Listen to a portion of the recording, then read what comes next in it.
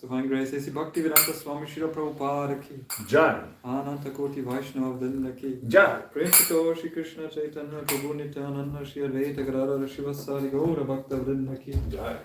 Shri Radha Gopa Gopinath Shyama Kunda Radha Kunda Giri Govardhana ki Jai Shri Vrindavan Dham ki Jagannath Puri Dham ki Jai Paris Dham ki Transcendental Book Distribution ki Transcendental Prashadam Distribution ki Samavita Bhakta Vrinda ki Grantara Srimad Bhagavatam ki all glories to the assembled devotee.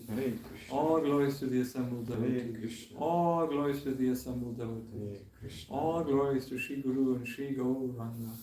All glories to Srila Prabhupada.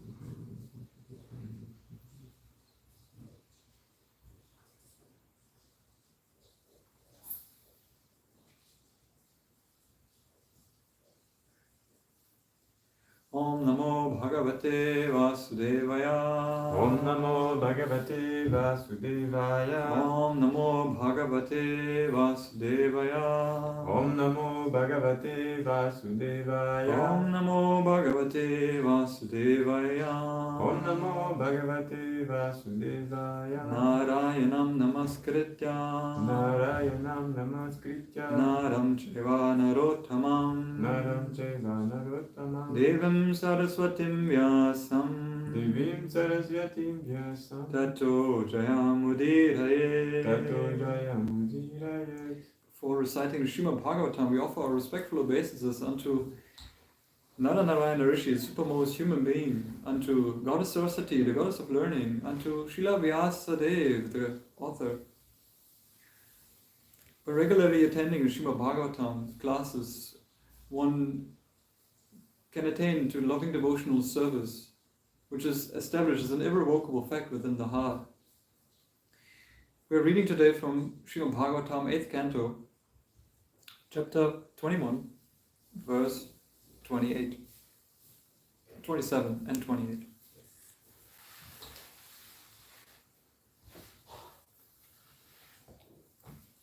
Text 27. Ha ha karo mahan ashit rodhasyo sarvato disham nigramane shurapatau Vishnuna Prabha Vishnuna. When Bali Maharaja was thus arrested by Lord Vishnu, who is the most powerful, there was a great roar of lamentation in all directions throughout the upper and lower planetary systems of the universe. Text 28.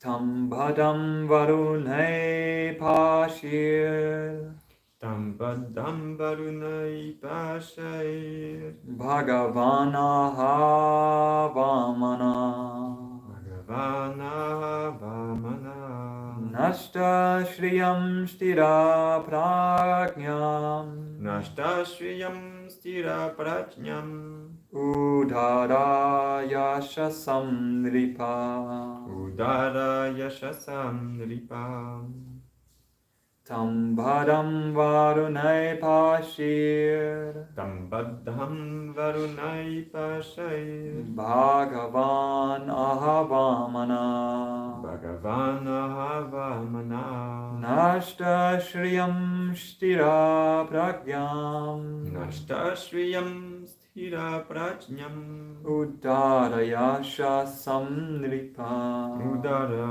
yashasam nripam Tambadam varunai pasau Tambadam varunai pashay Bhagavan ahata mana vamana Bhagavana vamana Nashta shriyam stira pragyam Nashta shriyam stira prajnam Udarayasha samnripa Udara yashasam nripam. Okay, please.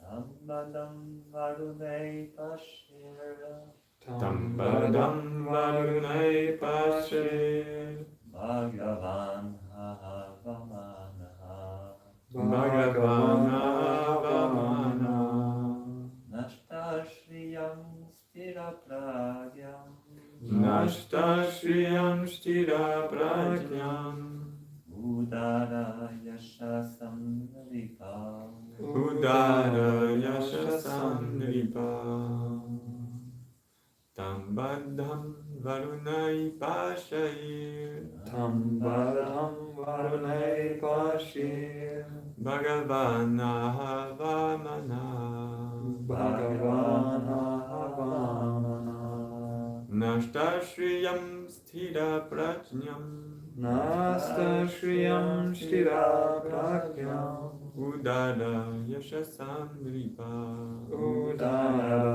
yashasandripa. Word to word.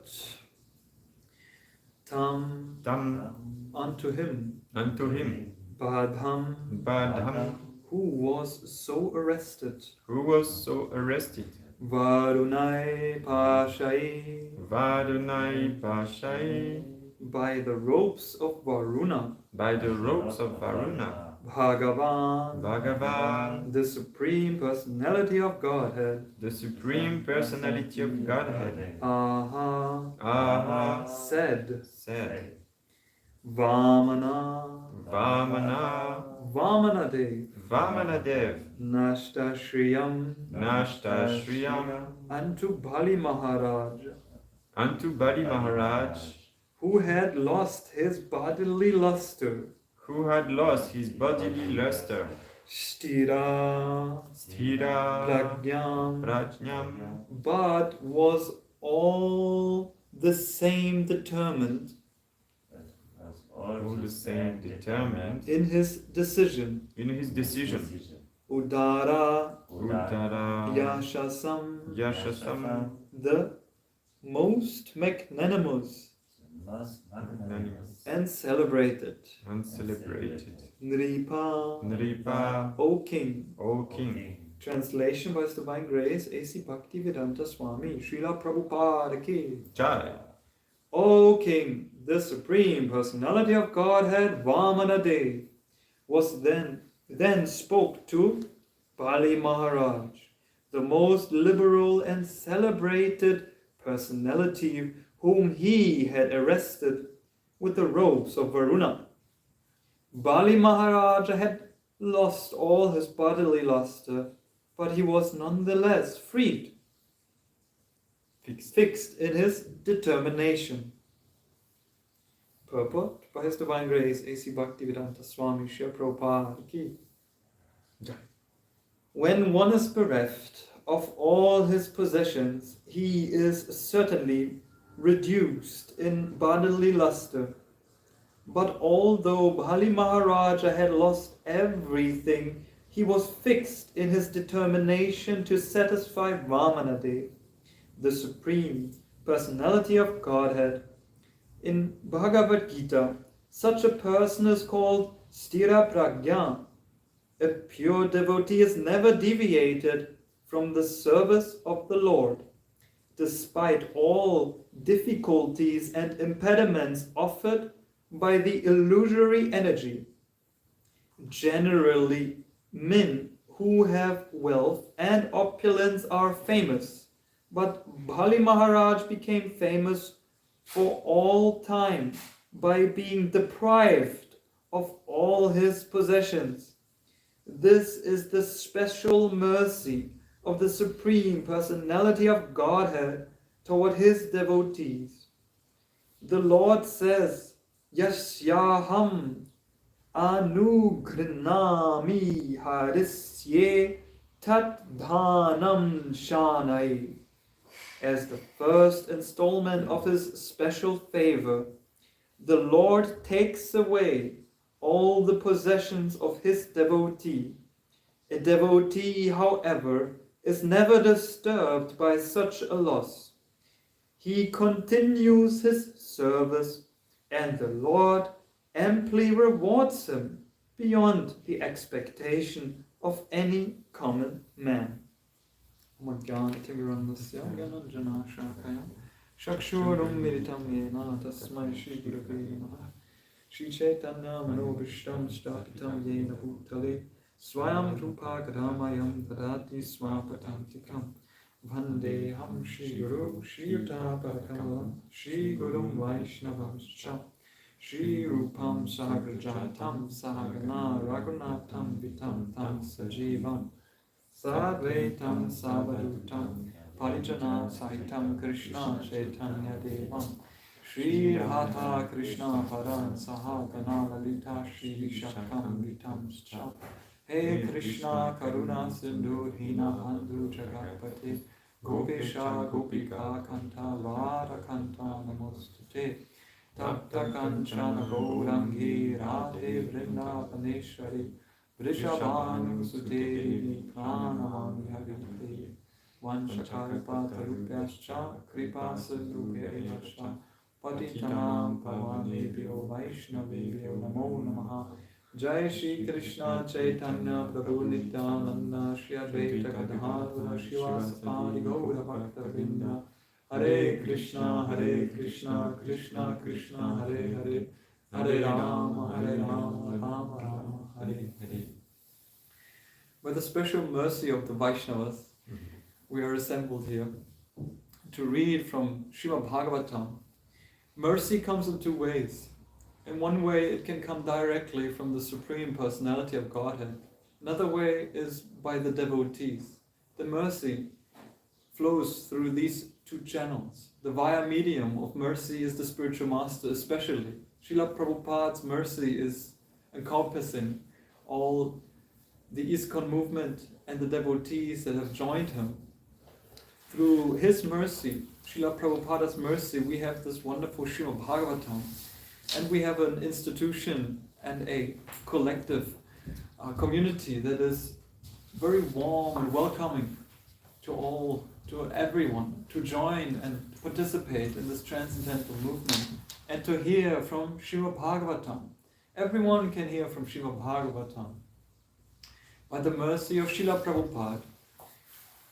Hare Krishna, welcome to the Srimad Bhagavatam class. We're reading from Srimad Bhagavatam as every morning, as usual, we are reading from this wonderful 8th canto of Srimad Bhagavatam.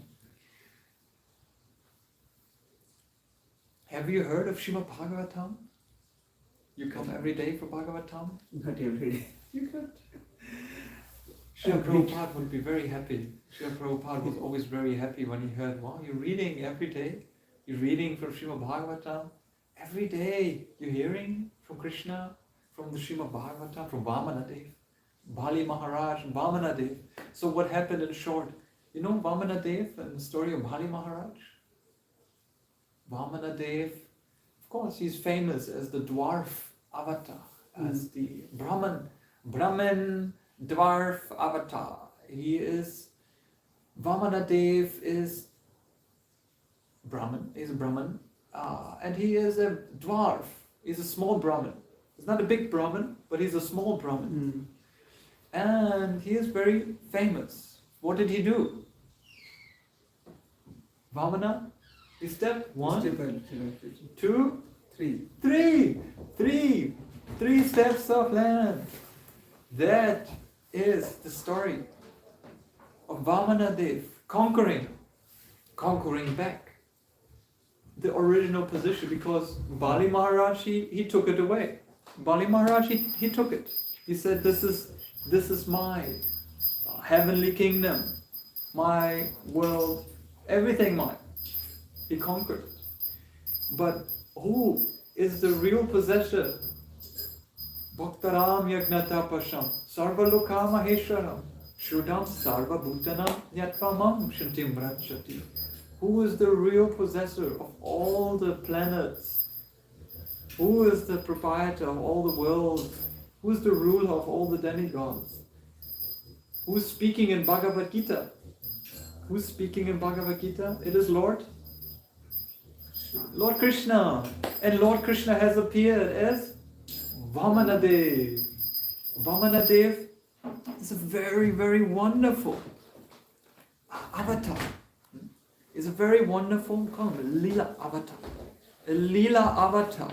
Because in this Leela, Bali, he was very greedy about all these possessions, but he recognized, oh, I have made a fault, a blunder, a mistake. Because this is actually not my possession, it belongs to Vamanadev.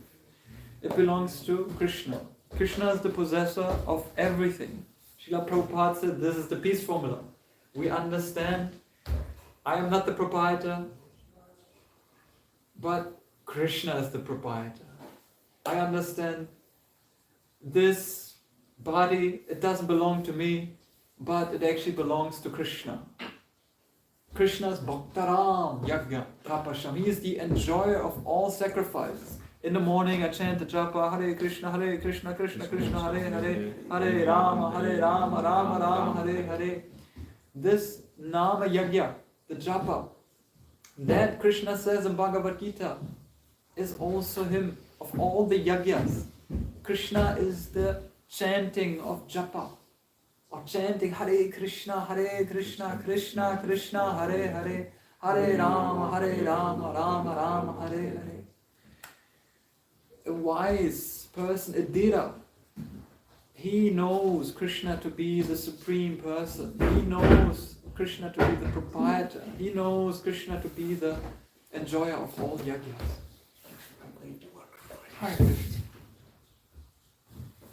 And the Dhira is not bewildered by all the changes of this material body. The Dhira is not bewildered by the bodily concepts of life. The Dhira is fully engrossed in spiritual activity. Indira is a wise person. As we are here hearing from Srimad Bhagavatam, we are trying our best to cultivate this wisdom. It is our effort to please Srila Prabhupada, to recognize the spiritual truth that we are not the body and we are not the possessor of the body, but that we are actually spirit soul. In the beginning, you come to the temple and you might be thinking, this is all very nice. The deities are being worshipped very nicely. Srila Prabhupada is here. He's a great acharya. The devotees, they're dancing and chanting in ecstasy. This is blissful. This is very, very sublime. There has to be a certain philosophy behind it. And the first time you come to the temple and you hear, what is this? We are Atma, spirit, soul, Aham Brahmasmi. What is all this? I hear this for the very first time. Many of us, they come to the temple. And we hear this for the first time, that we are not this body. We are spirit, soul. And for one moment we might agree. We say, okay, yes, I understand spirit, soul.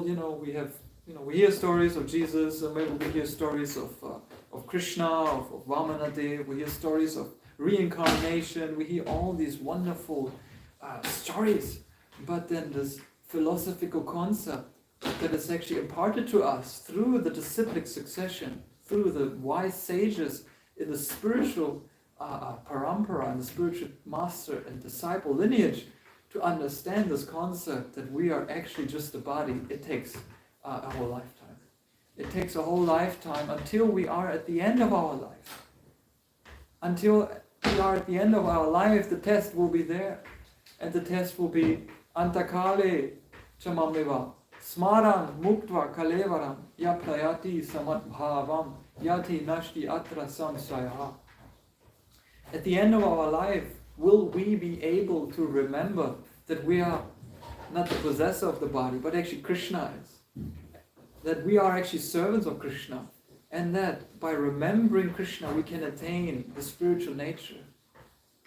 That is the ultimate test of our lives, and every day we have to remember Naham Ja Vipro Naham Ja Vipro Maishyo Nashudro Naham Varunina Cha Grihapatir Novanasto Yatirva Kintu Probyan Nikila Paramananda Purnam Pradapte Gopi Bhartu Parakamalayo Dasa Dasa Anudasa. That we are just a servant of Krishna, that we are just a servant of the Vaishnavas. And by the mercy of the Vaishnavas that we have attained this spiritual knowledge, which is so fundamental, so basic, that we have to remember it every day again and again. And this process of remembering it again and again, that is the great wealth. We call it sadhana. Sadhana, we might think of, oh, this is discipline, it is strictness, it is being determined, and it is. But sadhana also means great wealth. Sadhana. Great wealth that we have accumulated by remembering Krishna every single day. This great wealth, Bali Maharaj also had. He Jai Shishi Jai Shachishuta Jai Radha Parishishara Jai Jagannath.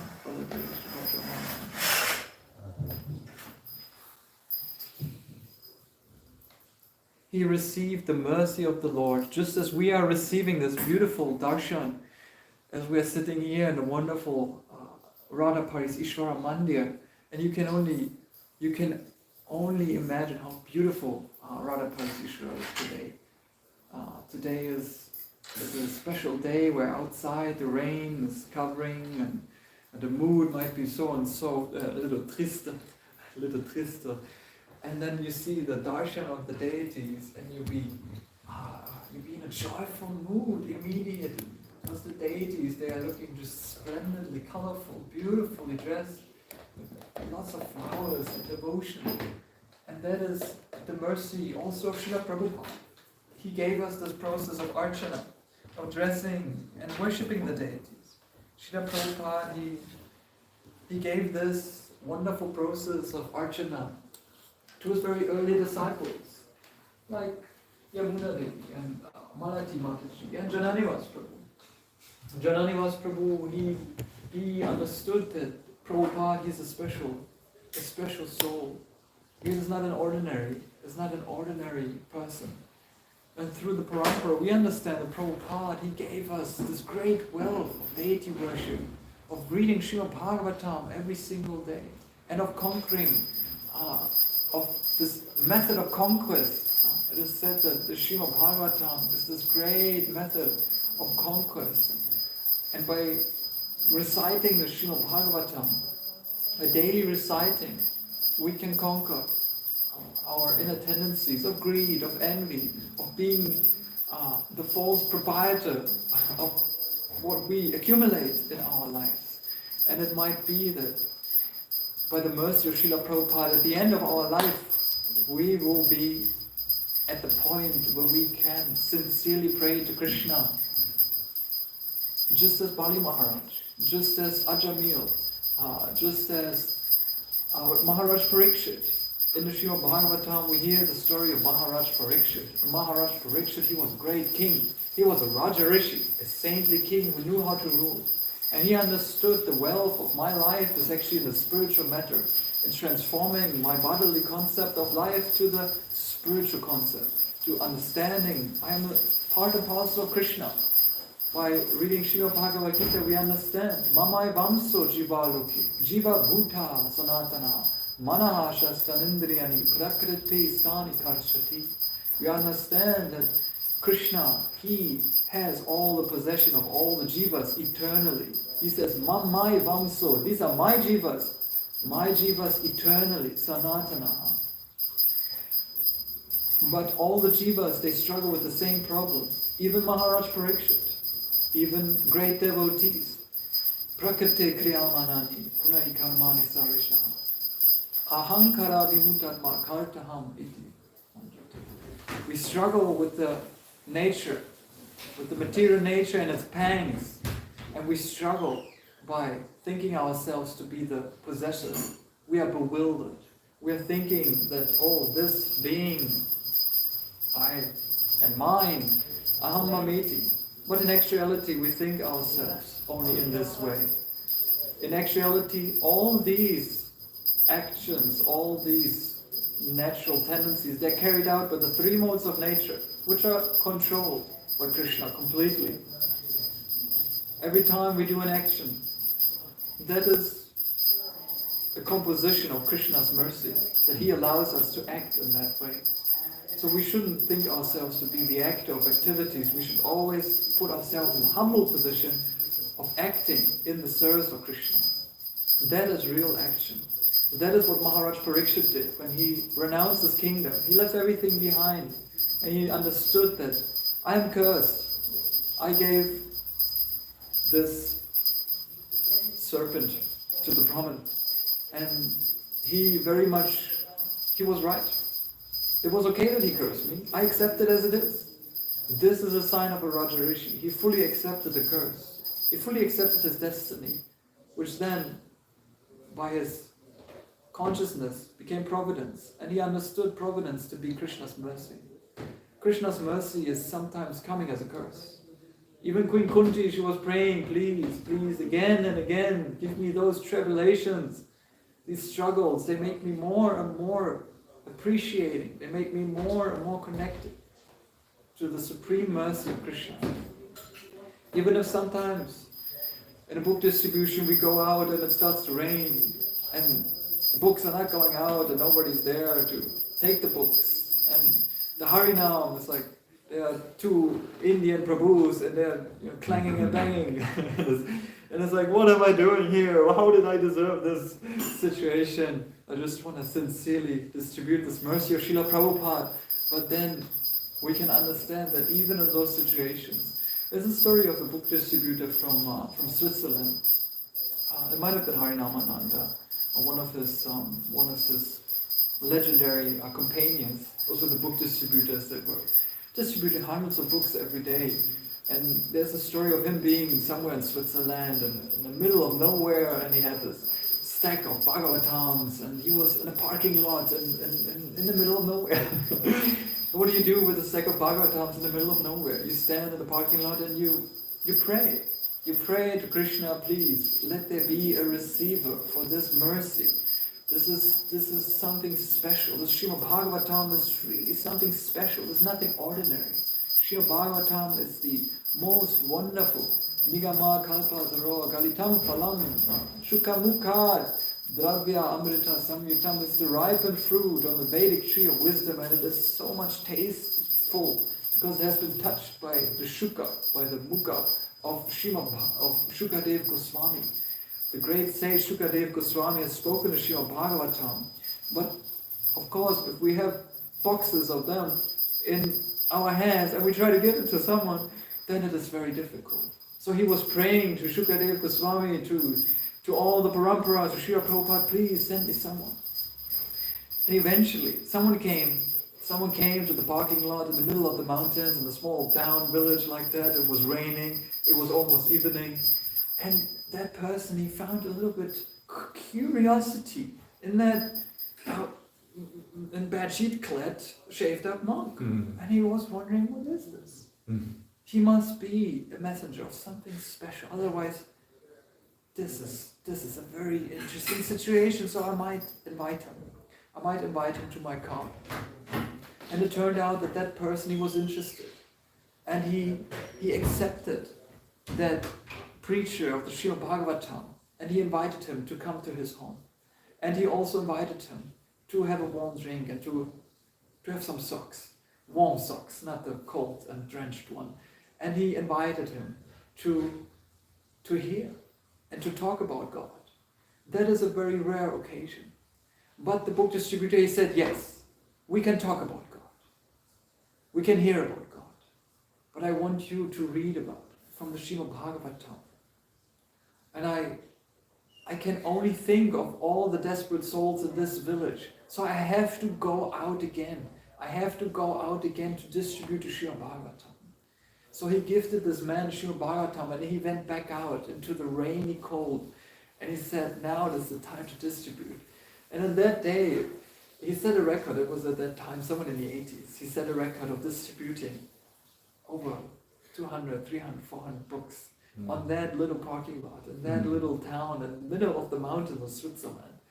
But he came back to that man, and the man was intrigued by the Srimad Bhagavatam, but he could not understand. He could not understand what is this spiritual science about. I am not the body, okay. There is spirit, but what is this spirit soul?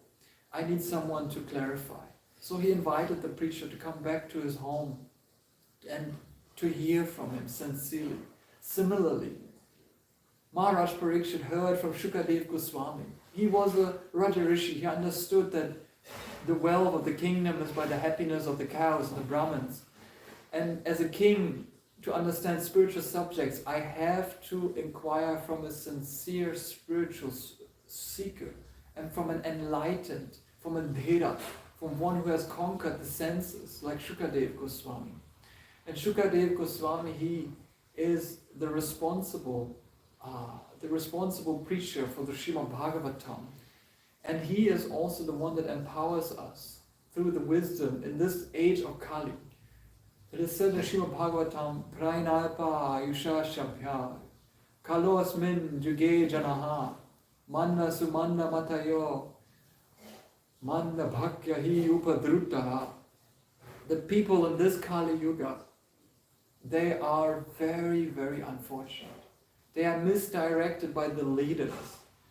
They are very lazy and they are distressed. Now, Shukadev Goswami, he understood this. And by giving forth this wisdom of Srimad Bhagavatam to Maharaj Parikshit, this lineage was inaugurated again and again and again. We have to inaugurate it. This is why we go out to the streets to preach to everyone and to invite everyone to read Srimad Bhagavatam anew. Spiritual science is ever fresh to understand who we are, the spirit soul, Jivera, Swarupa Hoy, Krishnera Nityadas. By understanding we are spirit soul in service to Krishna, Krishnera Nityadas, that is eternal. That service is Sanatana. That is our Sanatana Dharma. We start reading Bhagavad Gita. What is the Swarupa of the soul? What is Sanatana Dharma? It means service, devotional service to Krishna. By understanding who we are, we can establish a practice that is called Abhideya. By practice, we can develop a certain sincerity, humility, and we can develop that connection to Krishna. The spiritual master, he is acknowledging, oh, this Prabhu, he's very sincere and he's very humbly serving the Vaishnavas. Now let me impart knowledge unto him. Thus Shukadev Goswami, he saw Maharaj Parikshit, he was very humbly inquiring. He left away all his kingdom. Are you ready to take up that challenge, the last moments of our life?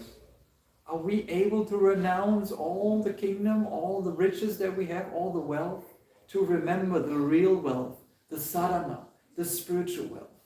That is by association of the Vaishnavas.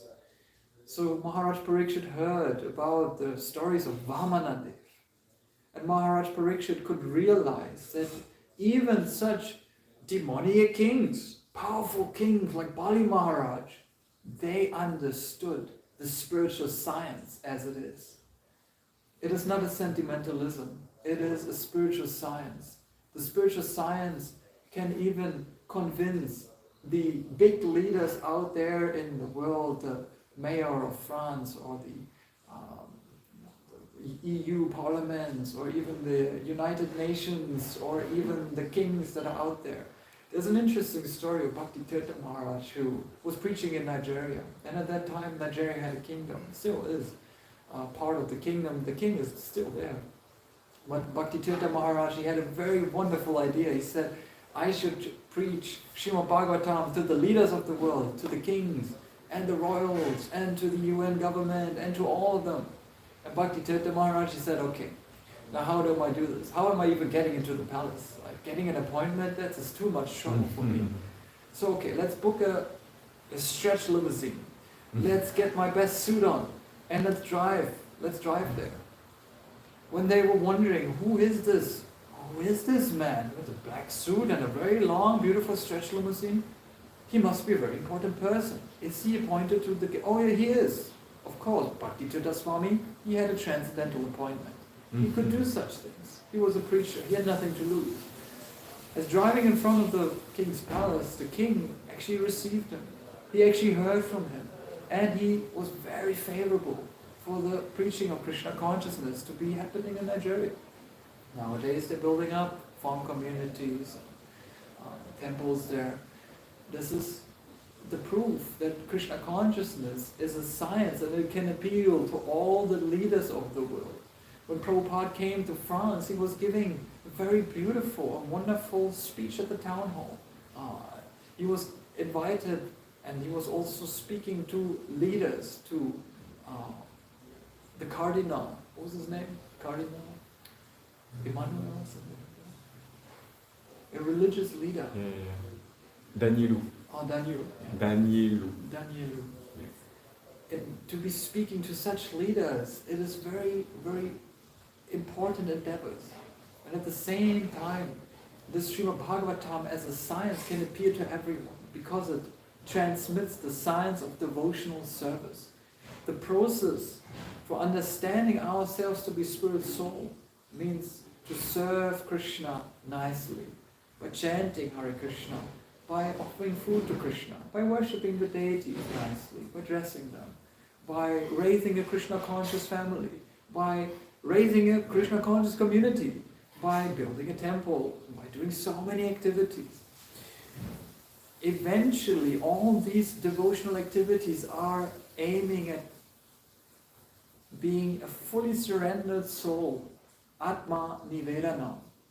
That is what Bali Maharaj eventually achieved through his efforts in devotional service and surrendering to Vamanadev. Bali Maharaj could attain this wonderful goal of surrendering everything to Krishna in full service and full service attitude. That is one of the 9 processes of devotional service. First we hear about Krishna, then we recite Krishna, Katha, Kirtana, and then we remember Krishna. We always remember Krishna by bowing down before Krishna, by serving his lotus feet, by rendering service as a friend. We can serve Krishna and soul in so many ways. We are very blessed and fortunate that we have Yaduba Prabhu here at the Paris Temple at the moment, who has been serving Srila Prabhupada's mission through a very wonderful medium that is film. And everybody loves films. Who doesn't like a good film? Who doesn't like a good movie? And who hasn't seen the Krishna conscious movies of that time? They're called the Hare Krishna people, the 1970s, Vrindavan, Srila Prabhupada, and all the devotees. They were so enthusiastic and they were so wonderfully serving Srila Prabhupada by capturing the scene. This is a great service for the upcoming generations. Like, how many years is this movement going to go on? For the next 10,000 years, for the next 10,000 years, there's a golden age. And that golden age means Sri Chaitanya's mercy. It means that we can serve Krishna for that infinite span. And that means that we have to chant sincerely to connect to Krishna nicely. With that being said, we read from Vamana Dev's Leela, Bali Maharaj. Bali Maharaj had to surrender. And eventually he recognized that this is the mercy. And Bali Maharaj, even being the most liberal and celebrated personality, even he recognized and he was fixed in his determination about serving Vamanadev, being fixed in devotional service. There's a nice verse from the Srimad Bhagavad Gita. It says, Satatam kirtayantumam yatantas ksha dritaha vrataha namasyantas samam bhaktya nitya yukta upashate. This wonderful verse says that we should be always chanting. Krishna says, always chanting my glories, always endeavoring with great faith and determination. With us chanting His holy name, we eventually attain His nature. It means dritaha vrataha, to have a vrata, to have full determination. And it's a good time. Outside is raining. Let's do reading of Krishna book. Let's do more chanting. Let's go out to preach. The vrata is very, very powerful, and it can enable us to stay fixed in devotional service. And we all want to stay fixed in devotional service. Who wants to go outside and back into this Maya illusion? Who wants to go back to the hippie days? Who wants to go back to living like a dog, worshipping dog instead of God? Those days are over. Once we are fixed in devotional service, we are finished with that material life, and we can leave it behind nicely. We can say, okay, there is a higher taste, that is Krishna consciousness. Krishna consciousness is the higher taste, but how can we taste the pudding? How can we taste it? We have to chant the holy name of Krishna. This is the Yuga Dharma. So everybody please chant Hare Krishna, Hare Krishna, Krishna Krishna, Hare Hare, Hare Rama, Hare Rama, Rama Rama, Hare Hare. Srila Prabhupada ki. Thank you so much for being present and tolerating this lonely and insignificant servant of Srila Prabhupada and Kanalana Swami and Jalananda Goswami Maharaj. Please let me know. I'm here to be corrected. Please let me know if you have any comment or feedback. And yeah, also questions are nice to discuss and maybe to churn a little bit of that nectar with Srimad Bhagavatam.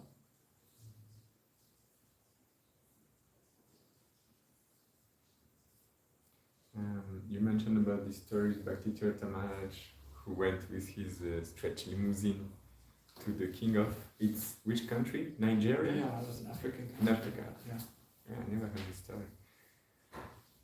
Yes, and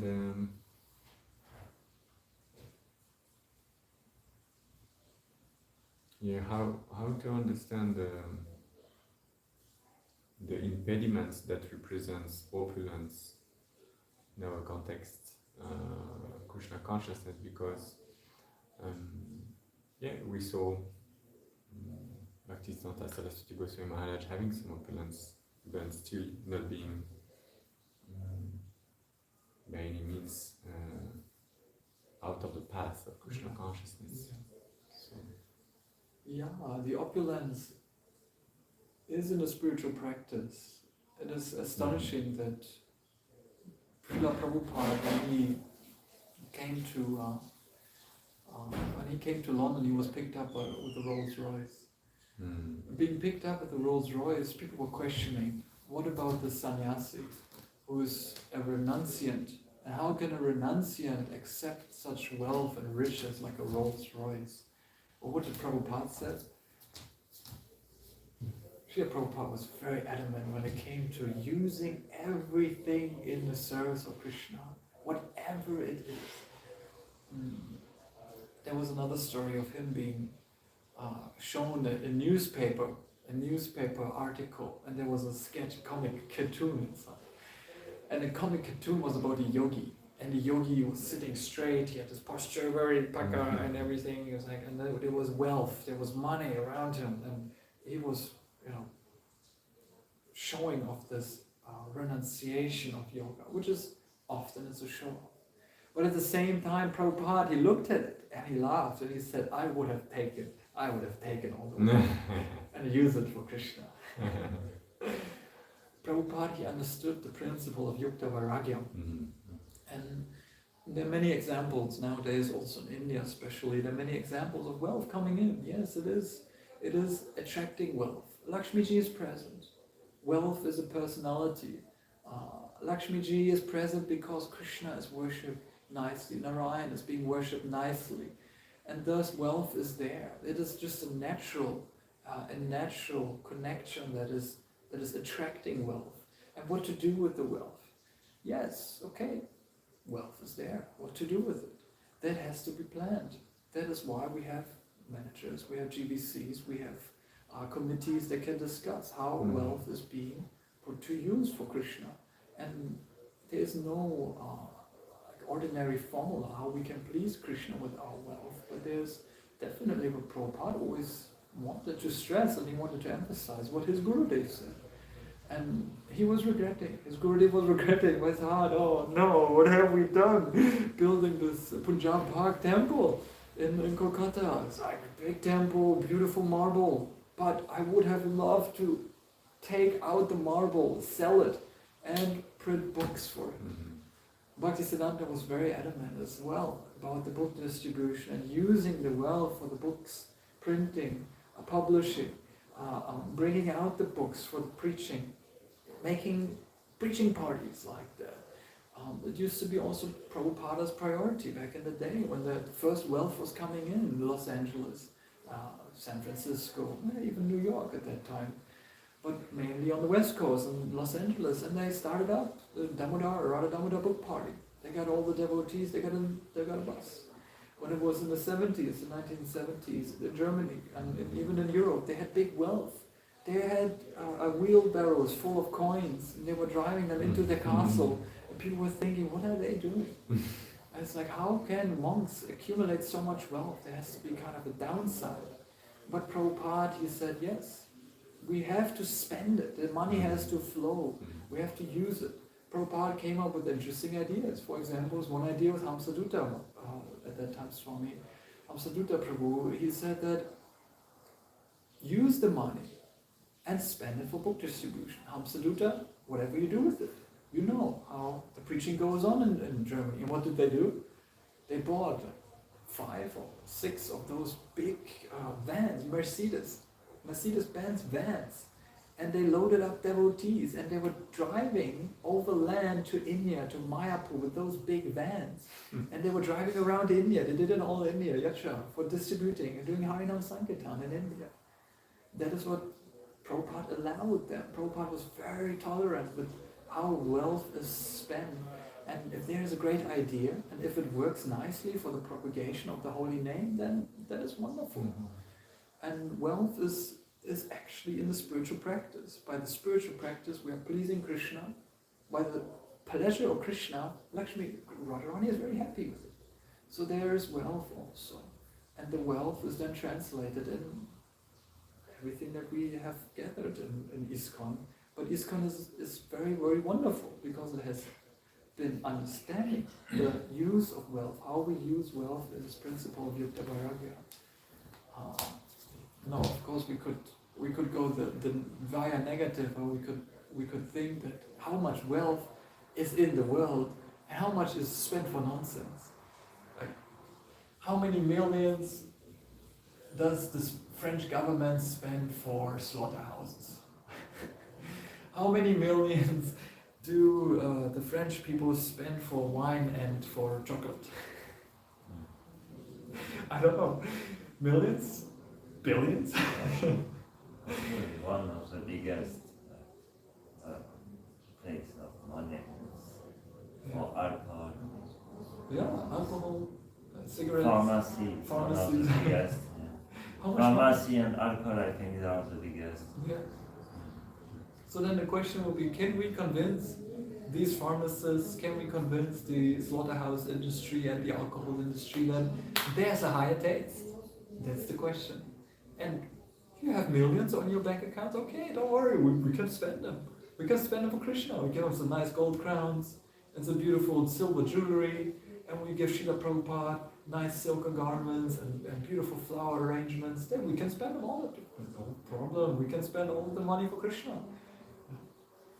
And that is that's a way of preaching.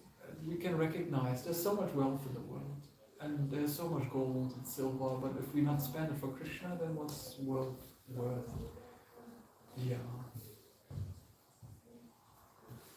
In this connection, Prabhupada, in the purport of one verse, I read the verse of Bhagavad Gita in the purport of Prabhupada.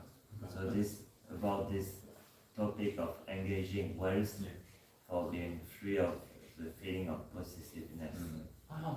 So in 6th chapter of Bhagavad Gita, verse 10, the transcendentalist should always engage his body, mind and self in a relationship with the Supreme. He should live alone in a secluded place and should always carefully control his mind. He should be free from desire and feeling of possessiveness. And Prabhupada explained in the purport, he quote the verse of Srila Rupa Goswami, maybe you know it, I don't know. Anasaktasya vichaya vyataram upayunjata nirvanda Krishna sambandhe yuktam vairagyam uchyate rapashika tatya budya hari sambandhi vastuna mumukshu viparichago vairagyam vargukachate. When one is not attached to anything, but at the same time accept everything in relation to Krishna, one is rightly situated above possessiveness. On the other hand, one who rejects everything without knowledge of its relationship to Krishna is not as complete in his renunciation. And Prabhupada said, the Krishna conscious person well knows that everything belongs to Krishna, and thus he is always free from feeling of personal possession.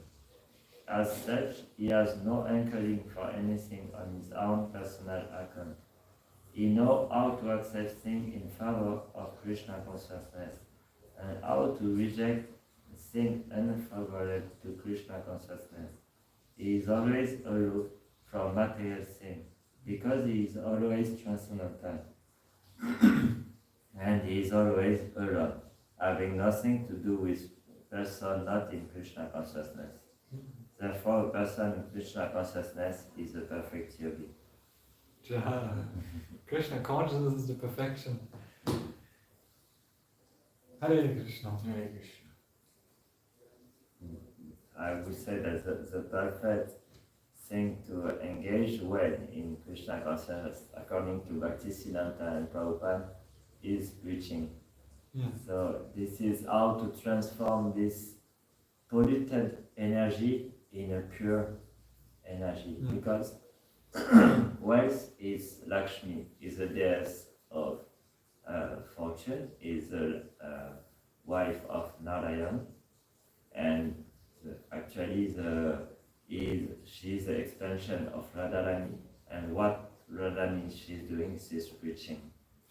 So the real transformation of Lakshmi into pure state of mind is to preach, to engage this energy in the service to bring people to Krishna.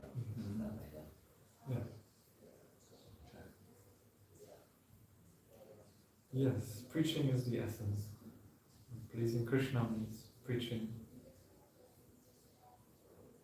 engaging all our senses, all our wealth, and for the pleasure of Sri Krishna, and also to serve the Vaishnavas nicely. Yeah. I hope I could be of a little bit service in this matter.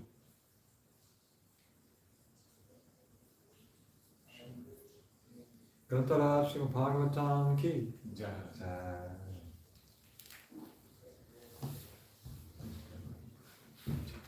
Yasomati Nandana Prabhu ki jai. Thank you.